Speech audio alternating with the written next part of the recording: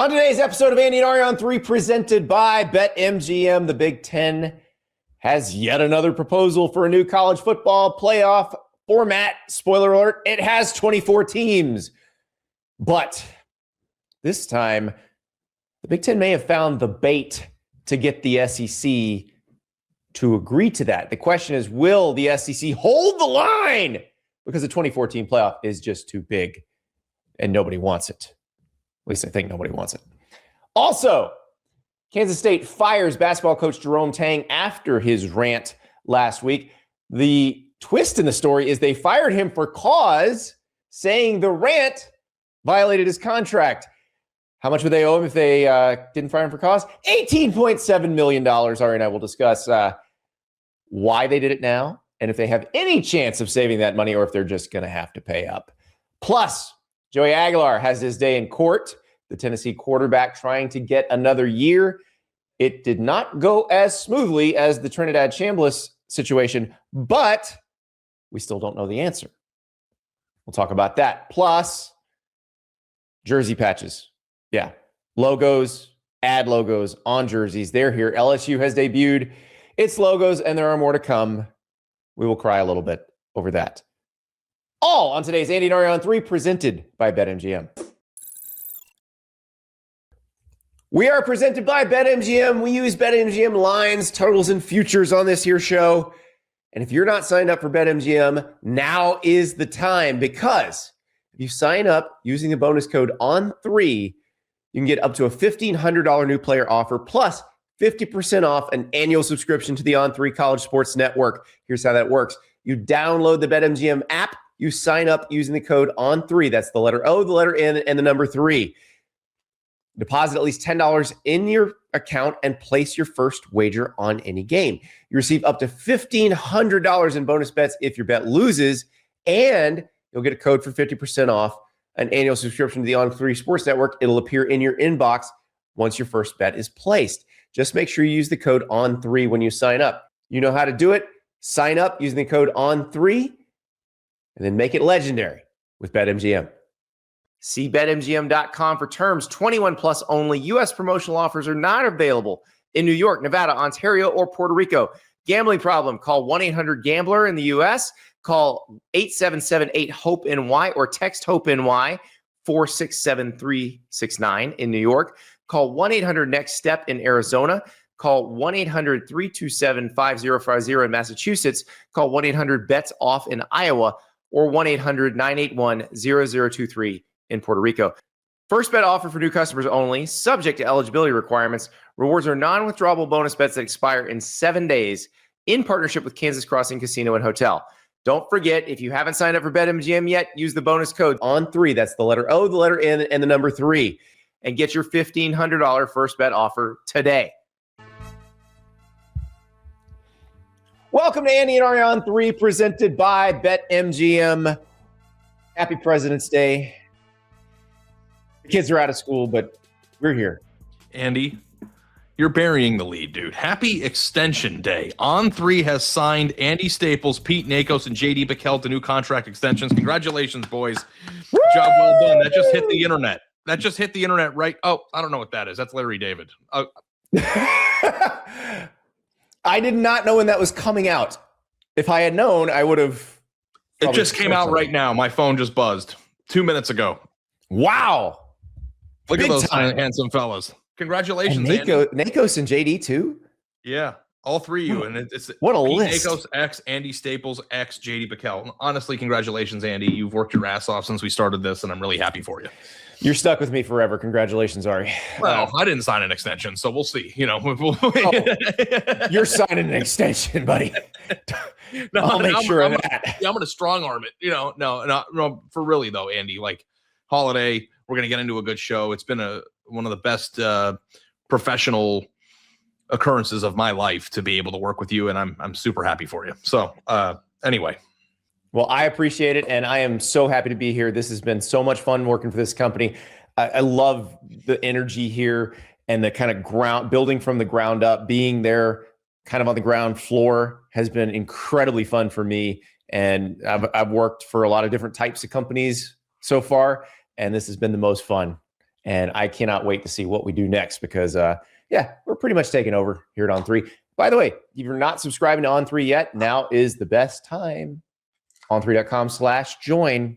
You can follow along on Mega Board Wednesday. You can get into the playoff discussion that we're about to have on the message boards. Let's have it now because this was an interesting story that Pete Thamel from ESPN put out on Friday. And it was after our show had already come out. But Ari, we got to talk about this because the Big Ten is floating a 24-team college football playoff plan with no conference title games, which we had a feeling somebody's going to say eliminate these things. But the 24-team college football playoff plan, which they have said multiple times they want a 2014 one, this one seems to have the kind of bait that might convince the SEC to say yes.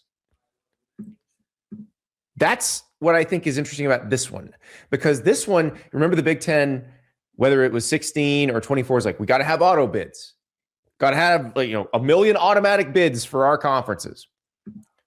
Well, now they're saying 23 at-larges and the highest ranked group of 16 if they are below number 24. That strikes me as we're putting this on the hook and we're going to throw it down to SEC country. We're going to see if they bite. So with this situation, and I don't know if I'm alone here, Andy, you tell me how you feel about this, but the second I heard 24, I'm like, no. Like, are there things about this proposal that make you think twice, or is 24 an automatic no for you? It's an automatic no for me because I don't think it's exclusive enough. I think 12 is really a good number. It's a good happy medium in terms of exclusivity. I can live with 16. I think anything bigger than that, it becomes not exclusive enough. And I want it to be difficult to make the playoff. I don't want you to be able to go 8-4 and make the playoff. I would like it to be difficult. So I think that's my issue. Now, here's why I think this is bait for the SEC. Because remember, I was in Destin last year and the SEC coaches were talking about playoff formats. And at that point, like the SEC ADs and even the SEC leadership was kind of down with the idea of the automatic bids. Like the SEC getting 4 automatic bids into a 16-team playoff. The coaches were like, absolutely not. Screw that. It should just be the best 16 teams. Why have automatic bids at all? And that's when people started to turn, and the other leagues started to turn as well. And the Big 12 said, hey, look, 2 automatic bids might be better for us, but we feel like we got to earn it on the field. And the ACC said the same thing. This one is meant to get the SEC to say yes, because the SEC believes that there's 23 automatic bids that the entirety of the SEC will get in. And if you go with last year's playoff rankings, 23 at-large teams, you mean? 23 at-large, yes. And you go with last year's CFP rankings, 7 SEC teams would have gotten in. Yes. And you know what I think is interesting? And, I've had a bunch of discussions about scheduling the last, week or so, as you've seen. But I think that when you make decisions for the future based on the status quo, you get yourself into hot water, because what if the viewpoint of who's the best shifts? Right. Or if the rankings are done in a way that doesn't benefit your league as much as they used to. And then all of a sudden you find yourself agreeing to something based on what's true today, and you're not in the spot that you want to be. So, and that said, this is an unequivocal fact. The 2 best conferences and the 2 most respected conferences in college football are the Big Ten and the SEC. Like, I don't care if your favorite team is in the ACC or the Big 12. That is an undisputed factor. With me so far? Also, they have it in writing that they can control the CFP. The Big Ten and the SEC control the CFP. The other leagues gave them that power. So if there's a 24-team playoff plan, I would assume, just based on the way that I understand that the sport works now, that you would get 7-7 or 8-5 or 8-6, most years. So the number of teams that will get in will certainly grow, because as the field grows, the 2 most conferences stand to benefit. The 2 best conferences stand to benefit the most from that. Now, my question to you and to the audience and to anybody who wants this is, why do you think the Big Ten wants this so bad? And is the reason the Big Ten wants this so bad servicing the audience. And I think that, that is the heart of the issue. And I think that the answer is television money and no. So like yes, exactly. Why does the Big Ten want this so bad? Here's the reason. So the TV contract for the CFP is done through 2030. It's been signed. The conferences all agreed to it. Now we can ask a question of why the Big Ten agreed to this in the first place. It's with ESPN. And the language in the contract says that ESPN owns all games up to a 14-team format. So that would add 2 more games to the current format if you went to 14 teams. So ESPN owns the number of games in the current format, which is 11, and then 2 more, so 13 total games. If you go to a 24-team format, you've created an 8-game first round, because you've got teams that have buys, but you've created an 8-game first round and an 8-game second round. Now suddenly you have something you could sell to another television network. Ari, what television network has a very vested financial interest in the Big 12? I'm sorry, in the Big 10? Fox? That would be Fox. That's right. Fox actually owns all of the Big Ten's football content and then sublicenses out to other networks. Do you think that the Fox would be interested in buying that remaining inventory, Andy? I think they might be. Do you think they would spend a lot of money for it? I think they would. Would college football be better after they spent all that money? Probably not. Now, here's my question. Like, the question I want to ask, and Tony Petiti doesn't like to answer questions, so I don't know that he'd answer this. Why did you sign the deal in the first place with ESPN? Why didn't you say, let's sell some of this stuff to Fox? Yeah. I don't know. I don't know the answer to that question, Andy. I wish I could tell you. But, this is the problem. Everybody, like, the reason all of these things exist is not because they're trying to make the sport better or trying to make it more interesting or trying to make it make sense. They're trying to do the thing that is most advantageous for their league right now. And, of course, financially. And listen, I don't even know if you can get mad at Petiti for doing it because it's his job to be the usher. No, it is his job. Yeah. You're exactly right. So, but the thing that I think that is more interesting to our audience and to me, frankly, is what do proposed changes mean for our viewing experience? What does it mean for the sport? And like who gets richer and all those things doesn't trickle down to us. So, it's the reason why things happen. I think it's important that you explain them. But trying to envision that world is very interesting. And here's the thing that I will say for me personally, because I'm always quick to have a very strong opinion. And sometimes that opinion is right. And sometimes it turns out to be wrong. I'm a human being.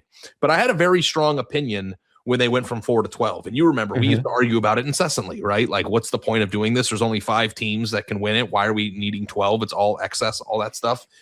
Well, it turned out, Andy, that the sport actually has 12 teams that might be able to win the championship in a given year. And maybe more. Not when you were arguing about it, though. Right. Not when I was arguing for it, but the sport changed. And I think that the playoff actually got better as a result of the accidental change. Like when the 12-team playoff started, it was stupid, but the way that the sport evolved actually formed into the picture quite well. And I think Miami was the perfect instance of why that's the case. I don't know that Miami makes that run or beats those teams the way that the sport was constructed in 2020, but they certainly do now. Now, the question I have, and I think that the thing that I would want to do if I were in charge of, I don't want to steal Josh Pate's bit of if I were the commissioner, but if I were in charge of college football, I would be like, 12 is functional right now. Yeah. And I don't know about you, Andy, but I had a freaking blast last year. I would say awesome. Stay with 12 through this TV contract. Through this TV contract. And then the next video, make it whatever you want to make it. But also, it's an important data for the next 5 to 6 years to see if we get to a point maybe where the sport continues to evolve. Because remember, we're still in the infancy of the evolution. Like, things changed very rapidly. Right, yeah. Right. How competitive is it? What is it? Because it may be that by 2029 or 2030, we're sitting back and looking at the sport and going, oh, maybe there are 24 teams that can win the national title, but I don't know if we're going to get that far. So I think that we should make the decision, though, with that information. Now, you might anticipate it. And you might get lucky. They already got lucky once, changing the playoff in a nonsensical way, and then it turning out to round into form. That wasn't by, like, if you think the 12-team playoff last year was highly functional, entertaining, and perfect, that wasn't the plan. That wasn't even the plan when they made it. Like conference realignment changed what that was going to be and anyway. NIL and transfer portal and all the other evolutionary things that happened along the way. But now that we're back in the driver's seat and things are good, like, this is a pretty common saying, but don't fix it if it's not broken, right? Yeah. And it's not broken right now. So what is happening here is we are getting a sales pitch for why 24 is better for the sport, when really it's just a guise for them to make more money, which then might also be detrimental to the sport. Because I do think that there are some people who still are on my side of the initial 4-team argument, which is let's keep regular season sacred. There's lots of people. Let's make the, and like, listen, I think that a lot of people have, my evolution in that has changed. But I think people have seen the new system, seen how it works. If a team as good as Notre Dame last year can be left out, then there's not enough team, or there's not too many teams in it. That's my opinion. But if we get to a point where in 2031, the team ranked number 24 could go on a run, and the difference between number 5 and number 18 is not as drastic as it's been historically, then I will have a conversation about that. But for the time being, we are not far enough along in the 12-team era or in the evolution of what's happening in the sport to make any wholesale decisions about what the playoffs should look like. And also, there's a good chance that by the time they come around to the negotiating window for the next contract, more conference realignment might have happened. Some did already today. Right. I don't know if that's going to have any impact on, or over the weekend. It's not going to have any impact on the playoff, most likely. But guys, isn't there kind of like an expiration date on the ACC? Like, what's it going to look like? Well, when that's maybe, gone? but the stopgap measure they took actually worked out great for Miami, which was one of the ones that would probably want to leave. So we don't know. And then if Florida State doesn't get good, like Florida State needs to get good again. Clemson needs to start being good again. So we don't actually know what's going to happen in the next 6 years on that front. Wow, 4 years on that. Ari, 2030 is 4 years away. No, oh my God. Really, really old, dude. Like, I don't know if you realize. It's crazy. Look at your, I got locked out of my Instagram permanently. I'm sure I've complained about this to you already, but I was like looking back at just your timeline and missing having access to it. And it's just incredible to me because I feel like the day that my daughter was born was yesterday. And now she's almost 5 or pushing 6 months away from 5. And it's just that season last year went by so fast. It was the fastest season of my professional career. It started and ended like that to me. And I don't know if you felt that way. I know a lot of people did too. And it was really fun. It was a really fun football season. I think that's part of the reason why. And the reason why the thing is about this conversation, Andy, is that if it worked so last year was awesome. Honestly, if you go back, this may be a future off-season discussion. What were all the things that sucked about last year? Was there does anything pop into your head? And if it doesn't, then why are we fixing it or fiddling with it? Right. Yeah, I thought last year was pretty fun. I think a Texas fan would be mad because they feel like, and this speaks to what we've been talking about. If they hadn't scheduled Ohio State, they might have made the playoff. And we want them to play Ohio State. And they're going to play Ohio State. They're going to play them this year again. We've talked about the Alabama-Ohio State thing, which, by the way, that series is still on, as far as we know. Paul Feinbaum floated that they're working maybe to not be on. But I don't think this, the 24 team, solves that. Yeah. I think teams will still run scared from good non-conference games because as long as they select teams strictly looking at the loss column. If they actually take a critical look at schedules and leave somebody in, somebody gets in because they scheduled a harder game and somebody's left out because they scheduled weaker games, then that would help. But this doesn't help that. This doesn't incentivize scheduling good games. So that's another reason why I'm saying don't do it. Because they're going to make the argument that, this incentivizes scheduling good games because if Alabama lost to Ohio State, they could still get into the playoff at 8-4. No, but you still wouldn't schedule it. You still try to get out of it. I don't want to drag you. Am I allowed to drag you into the pits of hell of this discussion, or do you want to keep it moving? Because you're tempting me right now. We can have that whole discussion later in the week if we want to. Because right now, again, that game is the series between Alabama and Ohio State is still on. As long as it's still on, it's fine. Yeah. But yes, if they're going to cancel it, we have there's a big discussion to be had. But I don't think that helps that. I think the number one question about this, Andy, is this question to you. Do you think in 2031 the number 23 seed could win the national title? Not right now, but if you'd asked me in 2020, do I think the number 10 seed could win the national title or play for it or be seriously competitive for it? Because this is the thing that I never thought would happen. So Miami was the 11th seed this year, right? 10. I used to say there would be no Cinderellas in the 12-team playoff at the beginning of this, and that the only Cinderellas that you would have would be like the Georgias, Ohio States, or Bamas that had a rough game or an injury issue that got hot at the end of the year and went from the 9 or 10 seed. I think that Miami was a pure 10 seed this year. And right, because they had lost 2 games. They're not good losses. Yeah. And it wasn't a traditional power like, Alabama at 9 going back and doing it. It was a new team, at least new to this era, who snuck in at the end and made a run and was legitimately one of the 2 or 3 best teams in college football without question. And because that existed, like going back to 4, even if I had the power to do that, I wouldn't want to do that now with the way that the sport is constructed. 12 is good. But I also am still very much against having playoff games that include teams, maybe outside of the group of 5, because I still think there should be a G5 rep every year, because I think that inclusion is important for the entire sport's health. But I don't want to watch playoff games between 2 teams that aren't good enough, period. And we do get some of those games now. Right. And I want the games to matter. Like the Texas-Ohio State game mattered this year. Like it mattered. So I think that's because even in this system, we do get some matchups between 2 teams that aren't good enough to win it. I think Alabama, Oklahoma was the perfect example. Neither of those teams was going to win. Neither of those teams was going to advance. Yeah. But I also think that their inclusion is necessary because at the beginning of the road, you might not have said that Miami could do it. We shouldn't make those liberties until after. Right, exactly. You need to let them play. Yeah, the part of it is you need to let those teams play it out. And so I like this number, and I realize it is completely subjective. You may like a bigger number. You may like a smaller number. I get it. I think this is the right amount of exclusivity. Now, could that change for me, as Ari pointed out, by 2029? Yes, it could. But why not just we've had 2 years of this, and there was a major tweak in the seating between year 1 and year 2. Why not just let this play out for a little bit longer? Yeah. We've only had one year of it actually working the way it was supposed to. Also, we've had it for 2 years, but 1 year of the right seating. Yeah. So let it play out for a few more years. So SEC, hold the line. Hold the line. HODL. And I get it.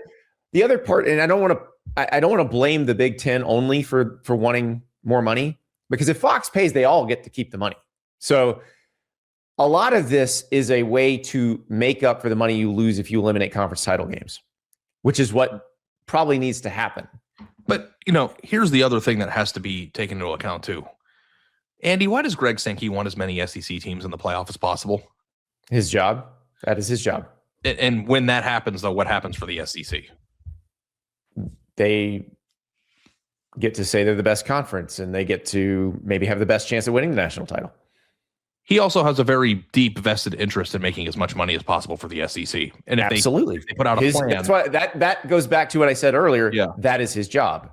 And if they give him a plan that allows him to get more teams in, and also this is the best bait. Like that's like if you're fishing off the dock in the Keys, this is live shrimp. This is one all the fish want to eat. Yeah. But I also think there's some danger, too, of expanding it so much where it feels like everybody gets in, and then there's no exclusivity to it at all. That's my issue with it. Yeah. Now, this particular, the one, and it's being circulated among Big Ten ADs and coaches. So they haven't said we're bringing this up at the meeting yet. But my guess is the Big Ten ADs and coaches are going to be like, that's something the SEC might be interested in. It would start as a 16-teamer and then expand to 24 by, I believe, 2029. 2029 is the year, yeah. Yeah. So I don't know. I think I would rather, we'll both steal Josh Pate's bid. If you made me commissioner of college football, I would rather just see this play out for the rest of this contract at 12 teams because I like it. I've enjoyed it. I think it's the right number. I think it hits the sweet spot in terms of exclusivity. But I don't think they seem hell-bent determined to change this. The difference between you and me, the difference between us and them is that when we have this show and we talk about these things and our preferences and what we like and what we dislike, we're at least making a good faith attempt to represent the consumer. We're trying our best because we are consumers too. Like we talk about it and we cover it, but like we also have our preferences and we get excited for the games just like you do. Like can we do a little market research though? There's two groups I'm really interested to hear their opinions of this, and that's Big 12 fans of Big 12 schools, fans of ACC schools. This would get you guys more access here. Yeah, significantly more access. Yeah. How do you feel about that? And I think that this is an attractive model for teams that don't typically get in, but it also goes back to the initial point that I made about the expansion of the 12 team, Andy, which is when you get in, it should mean something. You know what I mean? When you get in, it should be an accomplishment. And I still think that I had some doubts about this, but I still think making the 12 team playoff is an accomplishment. I think that Texas A&M last year, a team that expects to win or compete for the national championship, might have been disappointed by the way that their season ended on their home field this past year, but they can go into the offseason feeling accomplished in making the playoff for the first time. Yeah. I think that there is a number where you get bad results or declining results with what kind of one thing they're going to say is, oh, if these teams are scared to schedule good non-conference games, we're just going to make them play each other in the playoff. I don't think that's a solution. I don't think you should water down the product for any reason. Right. And I also think that the lack of, and this is the one thing that never gets discussed in the should you schedule hard games or not discussion, is the more hard games and the more games that are played between good teams or even middle tier teams and multi-conferences, that's more context and more information for the committee to make a better decision at the end of the year. Yeah. Also, playing that hard game and you do get in, it may help you in the long run because you've played a hard game, even if you lost it. Yeah, I think Ohio State probably, everybody keeps talking about how Ohio State didn't have a really tough non-conference game. Ohio State had a tough non-conference game this year, and I think you can make the case that they wish they played another really good team this year, and they would have maybe been better off for it. And that's even with Texas on their schedule in the opener. Yeah, the Big Ten did them no favors this year. The Big Ten, I think, is going to help them next year. But I just don't. They're gonna have to get through. They're gonna have to get through the gauntlet the Big Ten's put in front of them. But yeah, and the thing that the canceling of non-conference big time September games does is it silos the sport again.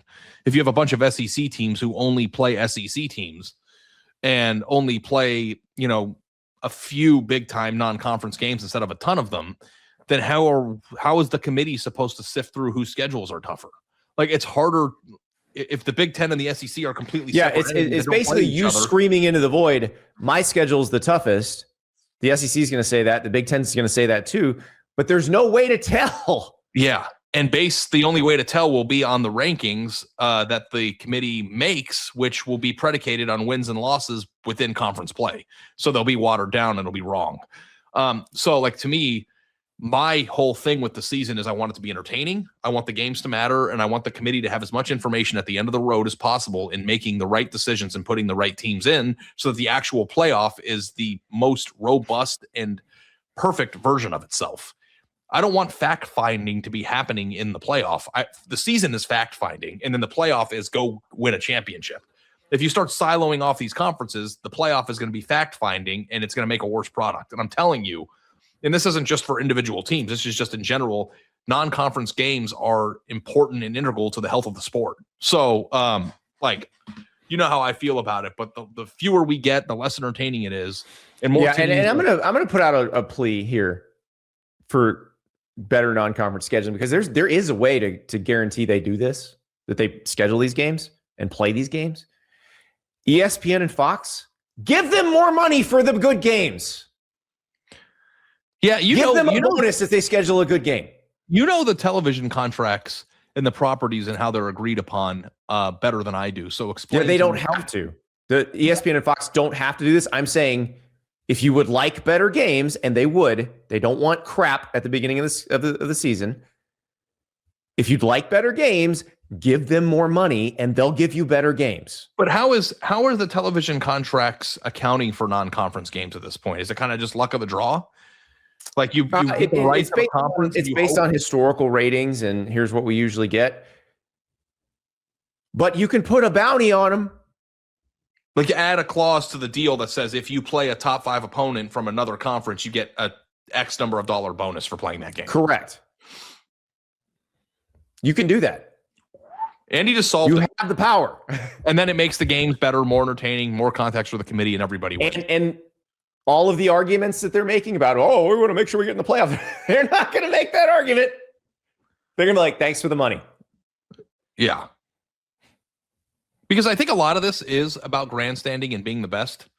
And like when I asked you, like, what is Greg Sankey's number one job? You're like, to make sure that the SEC looks the best. Yeah, I'm sure that's a big portion of his job. But in doing that, the actual root of the to make sure the SEC makes the most money and is as financially healthy as possible. Absolutely. That's every CEO's job. And like everyone. We don't care. Like the consumer doesn't care how much Fox is paying. We just want the game. Exactly. So the moral of the story, as usual, is not everything can be solved with money, but a lot of things can. Yeah, it's like that saying, money doesn't create happiness. And then that person was like, I'd rather cry in a Porsche. It's like, yeah, me too. Yeah, well, I know you're not allowed to talk about Kanye anymore, but what do you say? They say money isn't everything. Not having it is. Yeah, I can still talk about him. He doesn't like me. I can still talk about him. Yeah, he's not a fan of yours. No, he's actually back. He apologized. Oh, is that true? Yeah. Okay. Yeah, he issued an apology. So he could make more money because he realized that was hurting the bottom line. I don't know if we should buy it, but now, so far, now we're back to being friends. So we'll see how that goes. Speaking of every decision being made about money, we have some news. On Sunday, Kansas State fired head coach Jerome Tang, who we talked about on the show on Friday. He had that viral rant after they lost to Cincinnati. And basically how you reacted to the rant probably depended on how much you've been paying attention to the actual basketball. So here's what Jerome Tang said. And K-State fired him for cause, meaning they don't want to pay him his $18.7 million buyout. And they're saying this brought ridicule and disrepute upon Kansas State University. I believe that's the contract language they're trying to use here.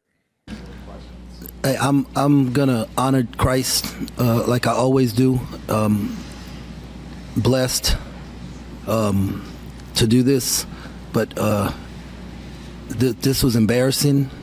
These dudes do not deserve to wear this uniform. There will be very few of them in it next year.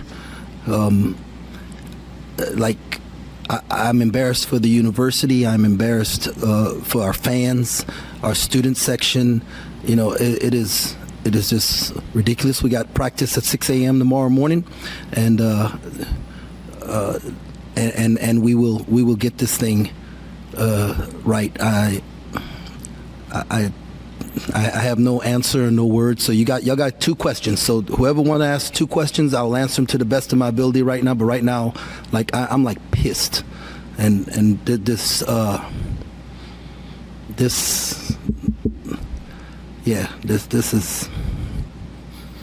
all right. Questions. I guess it's just kind of puzzling if you look at your road and home splits. The last 4 road games have been down the wire, and you run off the court. Just kind of explain that. Yeah, I don't know. I asked the staff this week that same question, and they said that more the opponents. You play. I don't know, because I followed Minnesota last year closely, and they played great on the road and struggled at home. So then they started staying in hotels at home, treating it like a road game. And so I even talked about, hey, do we need to change that change? But no, none of that crap matter, man. These dudes got to have some. They got some pride, man. They got some pride. It means something to wear a K-State uniform. It means something to put on this purple, man. Everything this university is about and all that it's been about. Why I love this place, man. They don't love this place, so they don't deserve to be here.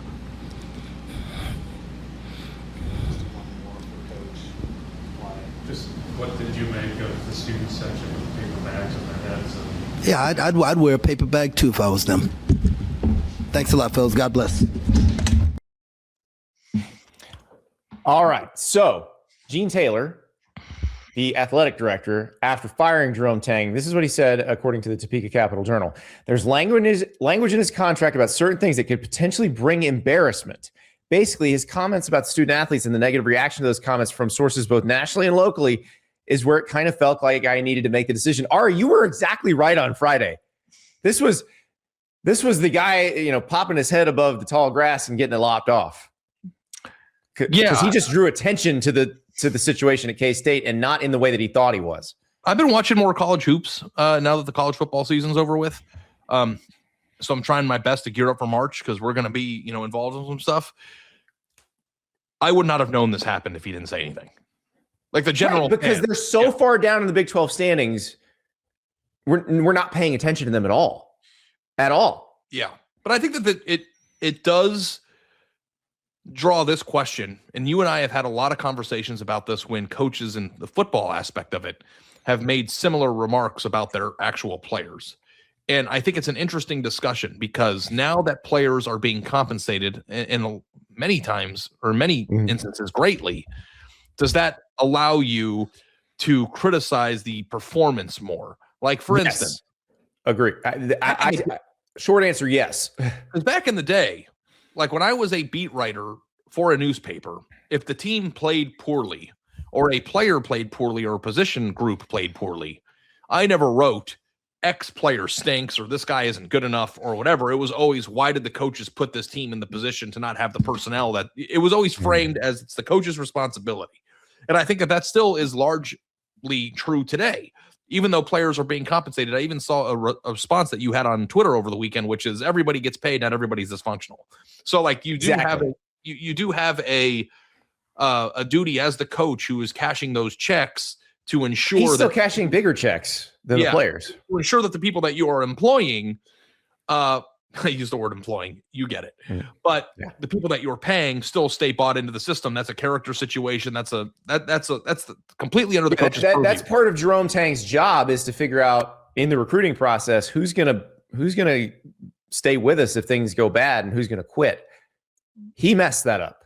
But do you messed that up for multiple? So he went to the Elite Eight that first year with Marquise Noel and Keontae Johnson, and that was a really good team. And remember, you may not remember this, Ari, but they beat Kansas that year in Manhattan. And right before the fans stormed the court, Jerome Tang gets on the mic and goes, "You get one court storm. From now on, we plan to win." The following year, NIT. The year after that, nothing. The year after that is this one. Like, they're not doing what they're supposed to. He's not earning his paycheck. Now, that's a badass moment, though. I'll give him credit for that. That is. Oh, yeah. Yeah. His paycheck got significantly bigger and his buyout got significantly bigger because Arkansas came sniffing around before they hired John Calipari.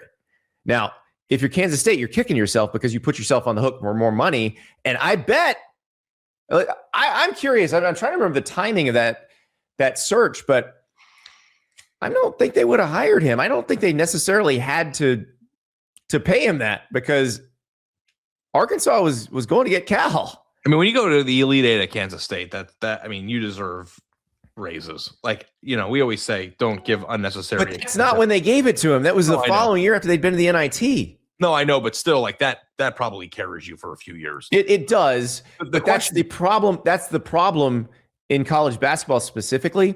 Somebody can get hot for a weekend or two. Yeah. And suddenly you put yourself, you either hire them or you extend them in a way that puts you on the hook. Like Paul Hewitt was the coach at Georgia Tech years ago. He got Georgia Tech to the national title game. Were they the second best team in the country? Probably not. He got an extension that was essentially ironclad, kept rolling over, and Georgia Tech finally just had to eat it. Yeah. And I think that is an interesting point that I never really discussed. Like usually in college football, the teams that make the runs are built the best. Like there's not a lot of like, this team's not very good, but they got hot in football because it's too physical to do that. But in basketball, if you have some shooters or whatever, like you can get hot and win some games.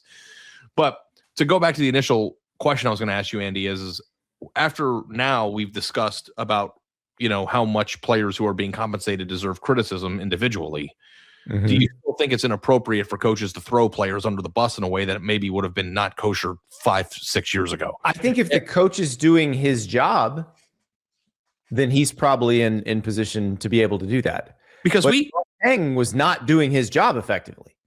We got into this discussion 2 years ago with Hugh Freeze and the quarterback comments he was making. Mm-hmm. And it's like, if that quarterback is getting paid $4 million and he stinks, is Hugh Freeze allowed to throw him under the bus? Like, that's the question I'm basically asking. But and Hugh Freeze also picked that quarterback. That's the other part. And same with Jerome Tang. He picked these players. Like, if we ever get in a situation where the GM is just handing you the roster and you have, as the coach, have no say in it, then maybe we can have another discussion. But right now, Jerome Tang picked all of those players. Hugh Freeze picked those quarterbacks. Like, Hugh Freeze not only picked Peyton Thorne, he stayed with Peyton Thorne when he could have gotten somebody else. And not only stayed with Peyton Thorne, he also made a comment in the offseason while sticking with Peyton Thorne that spending a bunch of money on a quarterback is stupid. You remember that, right? Right. Which turned out, no, actually it was smart and you should have done it. Yeah. And now Hugh Freeze is out of a job. Jerome Tang is out of a job because he did not identify competitive character correctly in the recruiting process. So basically, to summarize what we just came to, because I agree with this, is it's probably not nearly as taboo now to throw your players under the bus as it maybe was 5 years ago, but it's also still stupid because you're still like, you still got to live with them for the next, like, because if Jerome Tang doesn't get fired, he's got to live with them for another month. Like, but he did get fired. Here's the thing about the buyout. $18.7 million. And I think K-State probably is sitting there going, okay, we'll settle with him for less because he won't want to fight this out. I can tell you right now, Jerome Tang is evaluating which attorney he's going to hire right now. He's going to get his money. He's going to get the money. Like, you put yourself on the hook for this. Maybe don't. Maybe next time you hire a coach, don't put yourself on the hook for that much money. Do you think that throwing players under the bus could be written into future contracts as conduct that's unacceptable? And if you put it in the contract specifically, then by all means. But that's not in this contract. That's just boilerplate language that says don't bring embarrassment to the university. Well, losing brings embarrassment to the university too, but nobody ever gets away with firing somebody for cause for that. So they're going to have to pay him unless they've got something else on him, and I don't think they do, or they would have said it. Yeah.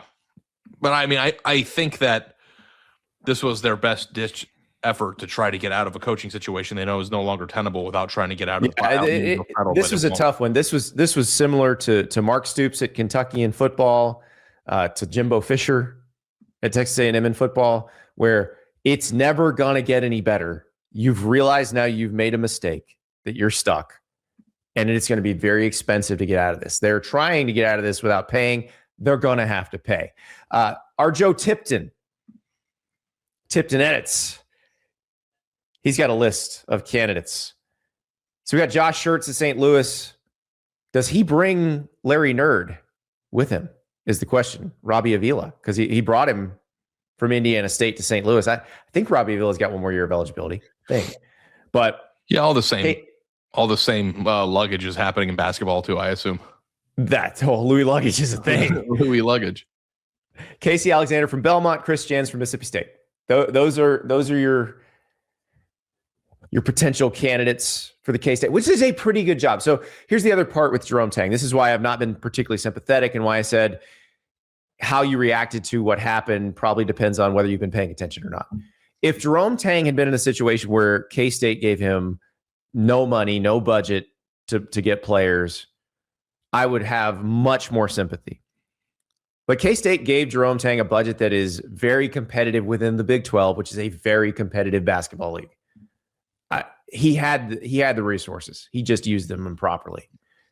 That may be a reason to fire somebody for cause, but it's not in his contract to do that. So again, if you want to fire somebody for cause, write the causes in the contract that you might actually fire them for. Yeah. How about misallocation of funds? Yeah. Being a bad GM. Like, because that's really what it came down to. He was a terrible GM. Which Terrible. will never get written into contracts because the hot shot coaching candidates that get into those contracts will make sure that they're not in them or they won't go there. Right. And their agents will never let, there's a reason. They have leverage when they're making these deals. So that's it. He was a terrible GM. He brought those players. He's not capable of putting together a good roster. He got very lucky with Marquise Noel and Keontae Johnson. By Keontae Johnson, by the way, they had because they were the ones willing to medically clear him. Keontae Johnson played at Florida. He collapsed on the court at Florida State. It was a very scary situation. And not many schools would even consider him because they were scared of a medical situation. So they got lucky on that front. Yeah. Yeah. I mean, He's going to get paid. I'm telling you right Andy, now. They're going to pay him. I mean, I'm trying to think of like some of the more famous college football throw under the bus situations, but when coaches get to that point in college? I mean, Deion threw everybody under the bus the first day. Yeah. But everybody's happy with him at that point. I'm thinking about like post-game news conference or radio show on Tuesday. They're usually when a coach starts saying those things, they're driving off the cliff, and I'm trying to think in football and basketball. I don't remember. Like Rick Pitino can be pretty negative about his team at times. Yeah, and then he turns around and praises them the next second. Yeah, and there also is a clear line between saying things to the media to hype up your team and being an asshole. Yeah. So, Dan Hurley can be very negative, but he can also have his players' backs. And and he wins. That's the other. The trick with all this is just win, and you can pretty much do whatever you want and say whatever you want. Yes. But if you're getting your ass kicked by teams at the bottom of the league, this is what happens when you go off. And I think you're exactly right, Ari, because I think K-State would have had to make this decision at some point. I think they made the decision now because he put them in the news. And we would have completely ignored them the rest of the season. Just as we ignore almost every team. Like I couldn't tell you the teams in the bottom third of the SEC, of the ACC, of the Big Ten, because I'm not thinking about them. They're not a threat to make the NCAA tournament. Think about how many minutes we've spent today and late last week talking about Kansas State basketball. Mm-hmm. Right. They made it easy for us. Jerome Tang made it easy for us. But it's good too, because I think that, as a college football show, Jerome Tang's situation has a lot of parallels to football. And we're not just talking about Kansas State. We're also it's pretty universal. We're going to see this. Yeah. It's almost like we're going to see this in football from somebody. So this is a good prep for how to react to it. Yeah. And we already have. I mean, Hugh Freeze literally did this. And I wrote this is true. Yeah. I mean, this it was with one player, not the whole team, but yes. I think it was the position room, if I remember correctly. But But anyway. Well, we'll see, because Jerome Tang's going to hire somebody and they're going to fight this out. And I bet you he gets every dollar. Yeah. That unless he just wants to end it and takes a little bit less, but he's going to get paid. Speaking of guys trying to get paid, Joey Aguilar trying to get another year at Tennessee. Last year's Tennessee quarterback, hoping to be this year's Tennessee quarterback. He was in court on Friday. The great Brent Hubbs from VolQuest was in the building. And as we discussed after the Trinidad Chambliss thing, do not assume because Trinidad Chambliss had such an easy time getting his injunction that everybody's going to be able to do this, because Joey Aguilar is sitting here as of Monday without any decision made. And the judge in this particular case seemed fairly skeptical. And the judge wanted somebody, whether it was Aguilar's counsel or the NCAA's counsel, to tell him, what are the actual damages here? Like, how much money does he stand to lose? What is the market for this guy? And he's like, don't guess. He's like, I want to know. And that's the other problem, is we don't have a lot of data on these contracts. Like Darian Mintz's contract has been put in the court record, but all the dollar figures were redacted. We think we know what they are, but that wouldn't be admissible in court. They don't have anything other than the only thing they can give them is Joey Aguilar's contract from last year. Yeah. What does he stand to make? Yeah. Right. And so, because the judge is trying to determine, are there real damages here? What are they? could he, like, one thing with the Charles Bediako case is the judge in that case, who, by the way, same deal, state court, local judge. Everybody assumed that because he was a local Tuscaloosa County judge that he would rule for Alabama. He didn't. He said, you can define the damages in this case, and he can sue for them, and that's a legal remedy. The injunction is only if he can't, if there is no legal remedy, if it's irreparable damage, if he doesn't get to play. And so the fact that this judge is looking for the actual damages, he said, I don't just grant injunctions. It's fair to assume that Joey Aguilar is probably a 7-figure salary guy, right? Yes. But there's a difference in this case and the Trinidad Chambliss case. In the Trinidad Chambliss case, he was arguing that the NCAA did not grant him a medical hardship waiver when it would have done that for other players and has done that for other players. No one has ever said, oh, you played all this JUCO, well, the JUCO just doesn't count. No one's ever said that. Yeah. But if Joey Aguilar is a 7-figure quarterback, what are the likelihood, if any, that he can make 7 figures playing football next year if it's not at Tennessee or somewhere else in college? Zero. So can you sue for that? Well, yes, you can. But here's the thing. Can you get an injunction for that? The injunction, remember, is what would allow him to keep playing while the case is being handled in court. They could not grant him the injunction and say, you can keep suing for this and you may get paid because you may win. But if the judge isn't sure he's going to win or doesn't think that, because one of the standards for an injunction is you think the plaintiff's going to prevail on the merits. Right. If you think it's a 50-50, if you're the judge, you can say, okay, you're welcome to sue for this. Figure out what the damages are. Put a dollar figure on it and sue for this. And you might not win, and that'll be your financial loss if you don't, because you have to pay for the money to sue and all that. Right. Too. And if you win, you're going to get the money that you're seeking, and the rule's going to get overturned. But it's not going to probably come specifically. But here's the thing. None of these guys suing in state court want to try the case. They want the injunction so they can just keep playing. But if I were Joey Aguilar, I'd want to try the case because it's a lot of money for somebody who's not going to make that again. But if I were the judge, I might not grant the injunction and just say, okay, try the case. But and if you win, you go play next year. Even with Joey, if I were Joey Aguilar and I was not granted the injunction, I think I would still try to push it because that's a lot of money for somebody that's not going to make that much again. Well, and I think people who've dealt with the NCAA waiver process would love if Trinidad Chambliss keeps pushing his case. I don't know if he's going to. Yeah. But if Joey Aguilar decides, no, and this is hypothetical, but if he is not given the injunction and then he sues for $1 million or whatever his salary is, and then is ultimately successful and gets the rule changed, that changes that he doesn't have to play in order to change the college football. That would change. Yeah. And that would, but I don't think he wants to be that trailblazer. I think he wants to play for Tennessee this year. Yeah. So that's the question is, what's the judge going to say? Is he going to grant the injunction, or is he going to say, you're welcome to continue this lawsuit. You're welcome to sue and try to get this rule overturned.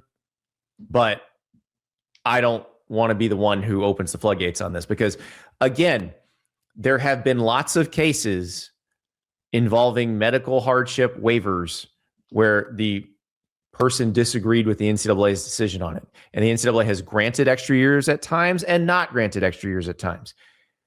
That's what makes the Trinidad Chambliss case different than the Charles Bediako case and the Joey Aguilar case. Charles Bediako and Joey Aguilar, the NCAA has never bent on any of these rules. It has never been negotiable. It has never been, we're going to do this thing for this person and this thing for this person. They've never said that. They've always said, you can't do this. And I think that's the difference. So this one, like, because everybody's like, oh, after the Chambliss case, oh, that opens the floodgates. It doesn't open the floodgates. But this one would. Mm-hmm. If he gets the injunction, it will. Mm-hmm. Basically, everybody who ever played JUCO, who's got some time left, if they take their JUCO time out of it, is going to be like, okay, I'm going to court. Let's go. It seems likely, or I mean, it seems in going into these cases, because Chambliss and Aguilar are very different, that it always felt like Chambliss had a much higher likelihood of succeeding than Aguilar, right? Is that fair to Right. say? Yeah, I would think so. And Chambliss is going to play this year. When are we expecting a result on this? Any day now, though today is a federal holiday. Yeah. So it may be that we don't. And it's also interesting, as producer River, who is a Vol for Life, points out, I don't think the Tennessee fan base is super optimistic about this either. Because they're not. Remember, the Ole Miss people were all in on this thing. Like, we need him. We got to have him. I think the Tennessee fans are like, it'd be great if he can come back, but we kind of want to see face on Brandon or George McIntyre if that works out. Yeah. We'll see. But yeah, So we wait on the judge for college football than it does for Aguilar, frankly. Exactly. And I think that's why this one's different. And that's why, it may not be the same thing. It may be that the judge says, I don't want to be the one who sends everybody running to the courthouse. Right. Because the judge in the case with Trinidad Chambliss, it wasn't going to be that way, because you have to replicate the circumstances. And there's just so few good players who are old who just didn't see the field for 2 straight years. Like, yeah, it's rare. Yeah. All right. One more thing. About a month ago, the NCAA approved putting advertising patches on college uniforms. And we knew it was coming. We knew the patches were coming. We knew the ads were coming. We have the first ones at a major school. LSU has unveiled its partnership with Woodside Energy. You ever heard of Woodside Energy? You ever bought any Woodside Energy? I mean, I might have. I don't know. You probably have at some point through somebody else. Woodside Energy is an Australian petroleum company. Okay. That why does this matter with LSU? They have a significant natural gas operation in Louisiana. Yeah. So this is more of a political play. I was shocked it wasn't Raising Cane's. I was thinking Raising Cane's would be It's the too bad ultimate. it's not. So are we gonna? At least I know what that is. Are we going to engage now in a 5-minute discussion about whether patches on jerseys and traditional uniforms are in bad taste? Well, I think they probably are in bad taste, but they've been advertising the apparel company for years. And also, as Ward Manuel, the Michigan athletic director, pointed out about a month ago when somebody asked him about it, he's like, every time we go to a bowl game, the sponsor's name's on the patch. What's the difference? Yeah, I mean, listen, I know that with the many years that you and I covered teams that were very precious about their tradition, like, I remember arguing about whether playing night games was good for the game. Like, everything, That's the most Big Ten argument ever, by the way. Yeah, Big Ten argument. There were 2 big ones. It was, should we ever play a night game? And I think we're going back to like 2010 here, but like the other one was, are alternate or throwback uniforms distasteful when we should just be wearing our Remember those? Those were the 2. And like, I just feel like, guys, it's pro sports. I know it is pro sports. And this is done through Playfly, which is LSU's MMR partner, multimedia rights partner. So basically what this is a pass through for them to pay players. That's what this is. And everybody's going to do the same thing. And be honest, everybody's going to have LSU fans if you're all wound up about this. No, and I'm not saying LSU's doing anything wrong. I'm saying LSU's taking advantage of the system as it is. I'm assuming that there are people in Louisiana that are like, how could they possibly desecrate the beautiful Tiger uniform? Did I sound like Absolutely. that? And there are going to be people in Michigan who say that, and people in Alabama who say that, and people, are Auburn fans and Penn State fans. They're all going to say that. Would you rather have good players wearing patches or bad players without them? There you go. Well, here's my thing. Don't become the Premier League. Don't become the Premier League. Okay. Here's the Premier League where, as you see, I don't even know what teams these are. Like, Emirates is Arsenal, I believe. It's hard for me to tell because I can barely see the little cannon. I legitimately thought that the team was just Emirates Airlines. I didn't know. It was Arsenal. There's also a reason for that, because there are no commercial breaks in soccer because they're not smart enough to actually press a button and stop a clock. Which, by the way, how have they gotten this far into the evolution of that sport and not had commercial breaks? It's wild to me. But this is what they do. They put the jersey logo, front and center. So all you see over and over again is Emirates Airlines or Superbet or whatever it is. And so it's not as important in American sports. So let me ask you because we have commercial breaks. Would you rather have a Love's gas station patch on your favorite team's ass crack? Oh, there it is. There's the Oklahoma City Thunder with a Love's patch. Because I bet you people would be like, if you were an Alabama fan, would you rather your team wear a Love's uniform with the, or would you rather sit through commercial? Well, I mean, Love's is going to be Oklahoma if I know. I'm just if it's anything, but I do hope that, like, I'm assuming that, like, if you ever did an Alabama uniform and made it like, what's a big Alabama brand that is big down there? Conecuh sausage. Okay, and it was just a sausage, whatever that. But then you never had to watch a commercial again. There might be some people who be like, yeah, but you're still gonna have to watch commercials. So but I hope that the patches because all teams are gonna have them. Like, I'm not gonna yell into the wind about like the yeah, but at least make them like regionally relevant. Like River pointed out in our chat just now that like they're gonna have pilot patches on Tennessee uniforms. It's like, well, if the patch on the uniform is like from one of your biggest boosters and from a local person that's from there that created the business there, like that makes sense to me too. At least there's like at least a regional connection to them. Yeah, and I've seen Florida fans say, "Oh, okay, well, we want a Publix patch." Well, I don't know if Publix would do that because they're big throughout the state, and I don't know that they would pick one between Florida State, and Miami. But I just don't want State Farm patches on like an Ohio State jersey. Like, at least do something that's like regional. Well, like Georgia, I mean, I would assume it's Coca-Cola or Delta, which are both companies that started in Georgia. Yeah. Or that are based in Georgia. So they should put Nike patches on Oregon jerseys. They've already got the patch. They've had the patch for years. That was the joke. Yeah. Yeah. But yeah, I think this is not something I'm particularly wound up about. I would like it to be, I don't know. Personally, I'd like it to be something I know what it is. Like, yeah. Producer River, can you show the Lakers jersey? I have no idea what company sponsors the Lakers. What's Bibby go? I don't know. Now, I think, granted, the Los point? Angeles Lakers are a global brand. So if you're... Do you know what it is? I have no idea. It's a Korean frozen food plan. Okay. You can get Korean food frozen delivered to your door, I think. So I get frozen bibimbap? The steam Thanks, LeBron, for telling me about the frozen bibimbap. But I mean, that's the point, right? You're supposed to put something on the logo where somebody goes, I don't know what that means, and then looks it up. And I'm like, oh, well, actually, these dumplings look kind of fire. Like, I'm not gonna lie to you. Although I feel like half of these logos, it's like you look at it and you're like, well, if I ever fly to Dubai, now I know where I'll book my tickets. Yeah. And maybe because there is a correlation between bowl sponsorship and uptick in revenue, right? For the company that sponsors it for the most part.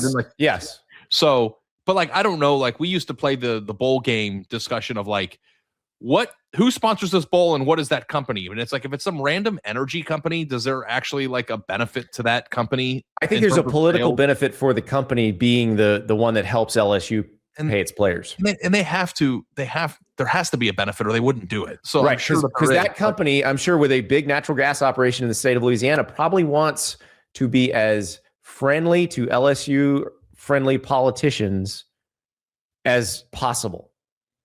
And wants the people in the state government and the people of the state to like them. And I think that makes sense. I actually called somebody years ago when I worked in the newspaper because I couldn't like, why does Bell Helicopter sponsor the Armed Forces Bowl? They don't anymore, but they did. Because like there is no consumer that's going to watch the game. Not going out to buy a Bell helicopter. Right. Well, I was going to buy a Sikorsky, but now I'm going to buy a Bell. That's not it. It is they're a defense contractor. They would like to stay on the good side of the armed forces that gives them these contracts. And that's why they did it. It might not always made sense. The benefit might not always just be like as simple as straight line increase in sales, but correct. Now, but it does help when it's a major company based in your area. So show me the Orlando Magic jerseys, River. There you go, Disney. There's a giant theme park in Orlando called Walt Disney World. That makes sense. The Magic are essentially named after it. That one makes sense. Just so you know, the Disney conversation has sparked in the Wasserman household. So, oh. Also, Britt and I might be. You might be making the trip. Yeah, and like we've gotten to the point now where it's like, all right, now we got to start planning this deal because like all of her friends are going, and they're having the breakfasts and stuff, and it's like Disney has done such a good job. Disney has done such a good job of not only marketing their brand to everybody, and it's like if you have a kid, you can't buy like toothpaste without Disney on it. Like Disney's on everything, but they've done it so that you're a shitbag parent if you don't take them to Disney World. Like that's kind of like how we've gotten to. It's like if you don't take your kid to Disney, there's something wrong with you as parents. Like that's their number one sales. Well, and just wait until you get there. Because it's like they put a vacuum cleaner down your pants and just siphon all the money out. Well, the thing that I'm actually There's so many ways to take your money there. The thing that I'm so worried about is apparently if you go to Disney World with a toddler, you have to have that thing lined up like it's an itinerary, like you're like invading. Oh yeah, you need the wedding planner from the movie. We have to hire somebody to like plan our day for us so we don't miss out on things because there's nothing. Apparently, if you go to Disney World completely raw dogging it without doing anything, like you have a terrible day. Like, you do. You have to do it 6 months in advance to make sure you get the reservation so Cinderella can give you your pancakes. Yeah. So you fortunately, we're not going to name any names, but you know a Disney adult. You have a Disney adult in your life. I do. But I also don't know if that Disney adult can help me because that Disney adult wouldn't be concerned with getting into the events that I would be concerned in. That's true. Yeah, so, you're gonna have to talk to some other of your friends. But okay, that's a corporate partnership that makes sense. Well, can you like the Orlando Magic and Disney makes sense? The Milwaukee Bucks, Motorola. I don't know. I've never thought about buying any. Like that doesn't make me want to buy a Motorola product.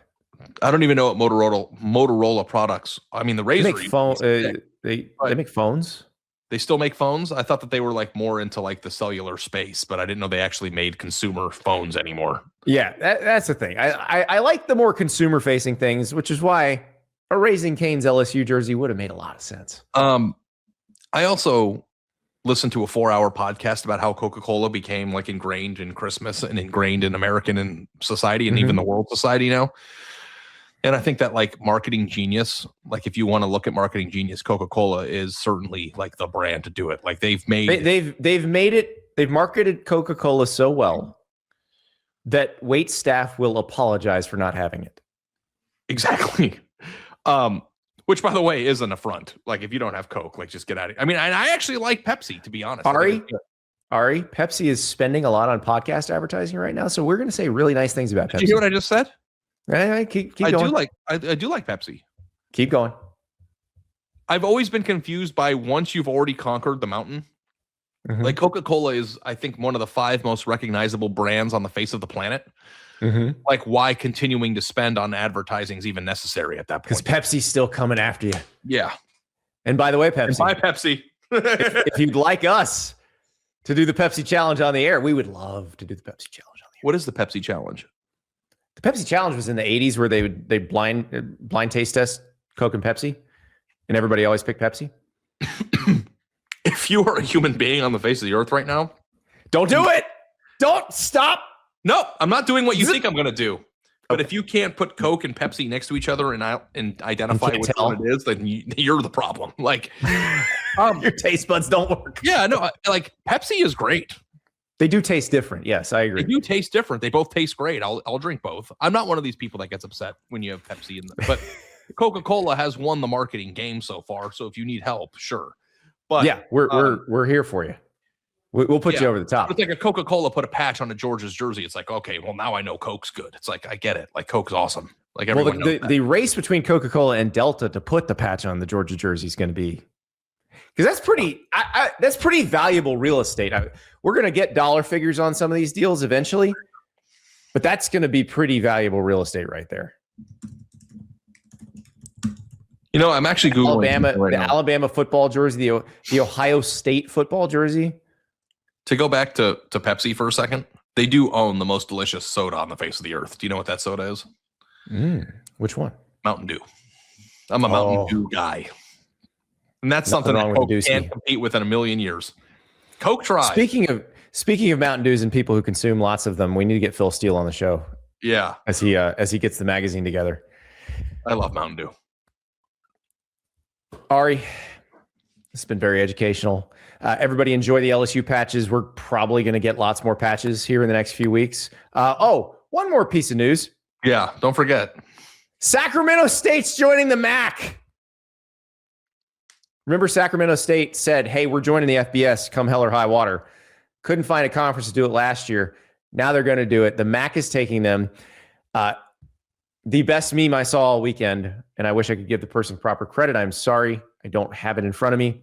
But it was a picture of somebody on an airplane next to a picture of somebody else on an airplane.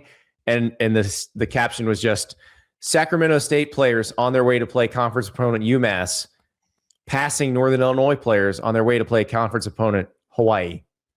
That's right. Sacramento State's in the same conference as UMass. Northern Illinois is in the same conference as Hawaii. Well, good for the MAC getting in on the coast to coast action, because for a while there, the MAC was like the same campus. So, I've gotten in trouble saying this before. Ari, all in the same area. Like Ari, we just opened up a new TV window for action. Love it. Think about the degenerates. Monday at 2 a.m. I don't know. Tuesday night, 10:30 p.m. Eastern time, live from Sacramento State. Do you get that void? Like that, like I almost call it withdrawal of like the second the national championship game is over and then like you're just on at home on a weeknight, or I get it with each night as the things disappear. So yeah, the first Thursday with no Thursday night games, the first Friday with no Friday night college games. Like it's a little bit more sadness. And then the Super Bowl finally just rips my heart out. Rips your heart out. And there's nothing left. And then now you're stuck with some other stuff. But, basketball is going to carry us through a little bit here through the next 6 weeks. Hey, listen, if everybody wants to go Jerome Tang, by all means, we'll have shows for days. Yeah. I will plead for any college basketball program to do things that we can also equate back to football while also highlighting what's happening in basketball. So keep doing that. You're doing great so far as a sport. Doing great. We'll talk to you tomorrow.